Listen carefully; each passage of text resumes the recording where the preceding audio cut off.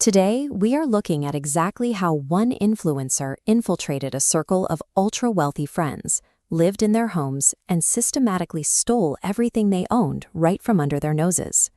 The architect of this operation was a lifestyle creator known as Little Fishball.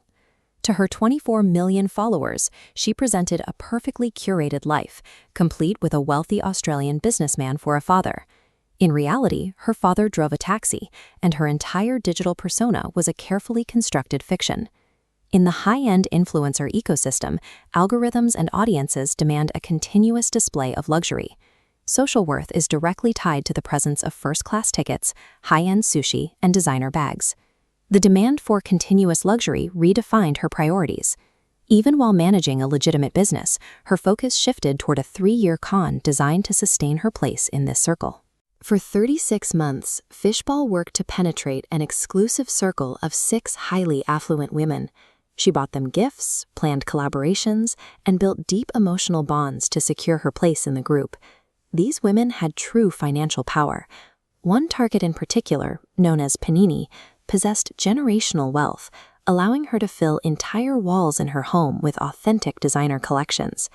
The strangest part of this setup is that Fishball actually owned a profitable, legitimate secondhand luxury goods shop. She had real income, yet she actively chose to divert her time and energy into funding an impossible digital performance. Gaining access to locked, secure closets required her to systematically dismantle the natural skepticism of her targets. She weaponized personal trust to get inside their homes.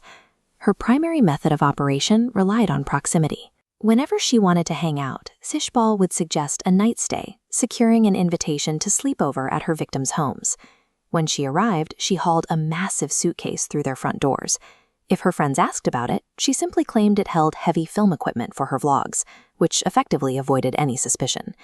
The execution phase began at 2 a.m.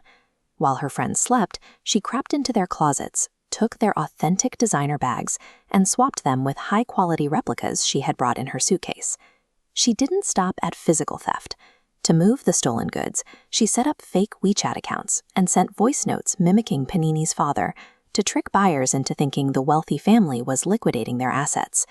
She extracted their physical belongings while simultaneously wearing their family identities like a mask to fence the goods. The operation ran smoothly until July, when Fishball, along with her friends PP and Sua, traveled to South Korea. During the trip, Fishball spent an unusual amount of time praising and examining PP's 3.5 lakh Chanel bag. She was studying the material, noting the specific model and the chain style. As the group packed up and prepared for their return journey home, Fishball quietly executed what would be her final bag swap. PP's authentic bag featured a double chain style. The replica Fishball left behind only had one. Years of careful, high-stakes deception fractured instantly over a single piece of mismatched hardware. On August 19th, PP noticed the missing chain. A closer look revealed differences in the clasp and the stitching. She immediately confronted Fishball about the fake bag. Fishball cried for 3 hours and showed screenshots of a high bank balance to prove she didn't need to steal. But PP's boyfriend demanded the raw transaction history. This exact flow of funds broke her alibi, revealing 2 suspicious transfers that matched the market value of the stolen Chanel bag. PP contacted Swa to compare notes. Swa checked her own closet and realized she was also robbed. They launched the Victims Alliance group chat to warn the rest of the circle. The climax arrived on September 6th.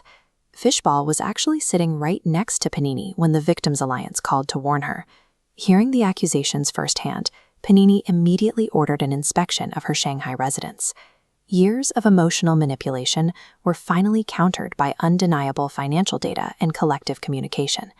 The inspection of Panini's home revealed empty shelves and an entire wall of authentic Hermes bags fully replaced by replicas. Across all 6 victims, investigators tallied over 500 stolen bags, jewelry pieces, and accessories.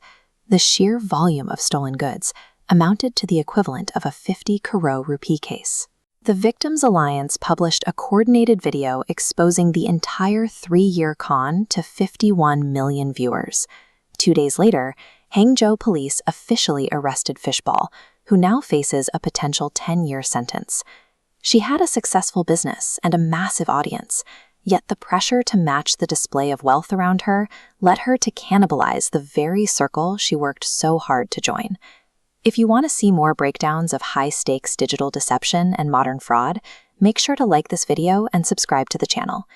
Chasing algorithmic approval cost her everything she actually owned, leaving her with a shattered life, betrayed friends, and a long wait for a trial.